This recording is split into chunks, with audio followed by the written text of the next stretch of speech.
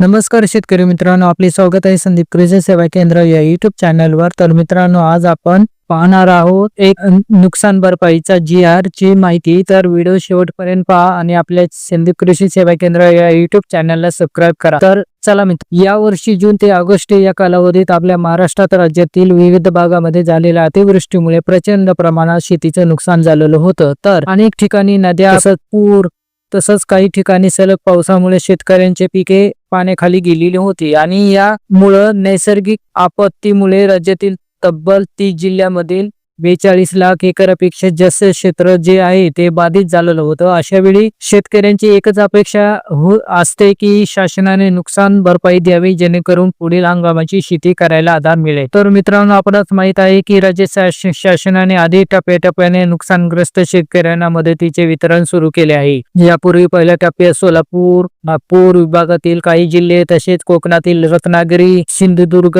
आणि रायगड या जिल्ह्यांना नुकसान भरपाईसाठी निधी वितरित करण्यात आलेले होतात। आता दुसऱ्या टप्प्यात शासनाने परभणी, सांगली आणि सातारा जिल्ह्यातील शेतकऱ्यांना मदत करण्यासाठी मंजुरी दिलेली आहे। तर परभणी जिल्ह्यात यावर्षी जून, जुलै आणि ऑगस्ट महिन्यामध्ये अतिवृष्टी झाली। जून 2025 मध्ये बाधित झालेल्या एका शेतकऱ्याला शासनाकडून 9,000 रुपयाची मदत मिळणार आहे। तर जुलै 2025 मध्ये बाधित झालेल्या 87,117 शेतकऱ्यांना एकूण 51,64,22,000 रुपयांची नुकसान भरपाई मंजूर करण्यात आलेली आहे। तर ऑगस्ट 2025 मध्ये बाधित झालेल्या 1,51,042 शेतकऱ्यांना तब्बल 76,91,06,000 रुपयांची मदत मंजूर करण्यात आली आहे। यामुळे परभणी जिल्ह्यातील एकूण 2,03,530 शेतकऱ्यांना 128,55,38,000 रुपयांचा निधी मंजूर झालेला आहे। तर सातारा जिल्ह्याची माहिती आपण पाहूया।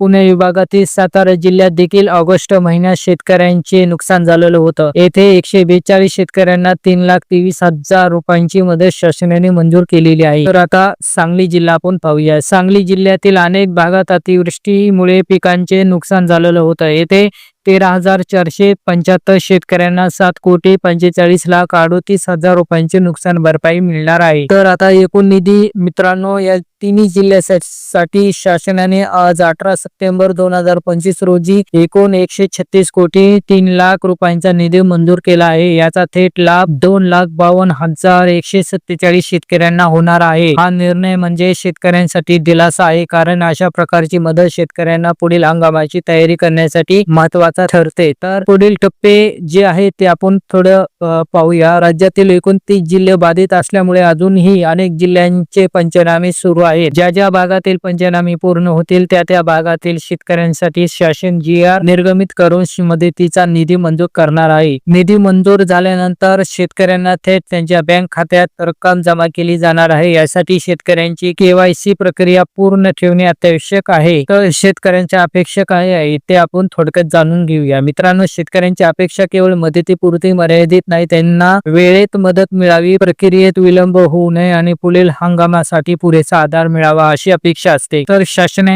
शासनानेही हे लक्षात घेऊन टप्प्याटप्प्याने मदत वितरित करण्याचा निर्णय घेतला आहे। आपण सर्वजण आशा करूया की उर्वरित जिल्ह्यांचे प्रस्ताव लवकरात लवकर शासनाकडे जाऊन त्यांनाही मदतीसाठी निधी मंजूर होईल। तर मित्रांनो, शेतकरी हा आपला देशाचा कणा आहे। त्यांचे संरक्षण करणे आणि त्यांना योग्य वेळी मदत पोहोचणे हे प्रत्येकाचे कर्तव्य आहे। शासनाचे निर्णय आपल्याला वेळोवेळी कळत राहावे, ताज्या कृषी विषयक अपडेट्स मिळाव्यात यासाठी आम्ही हा प्रयत्न करत आहोत। जर आपण अजूनही आमच्या संदीप कृषी सेवा केंद्र या YouTube चॅनलला सबस्क्राईब केले नसेल तर लगेच करा, व्हिडिओला लाईक करा, आपल्या शेतकरी बांधवांपर्यंत ही माहिती पोहोचण्यासाठी शेअर करा आणि नवीन अपडेटसाठी बेल आयकॉनला दाबायला विसरू नका। भेटूया पुढच्या व्हिडिओमध्ये नवीन माहिती आणि अपडेटसह। तोपर्यंत धन्यवाद। जय जवान जय किसान।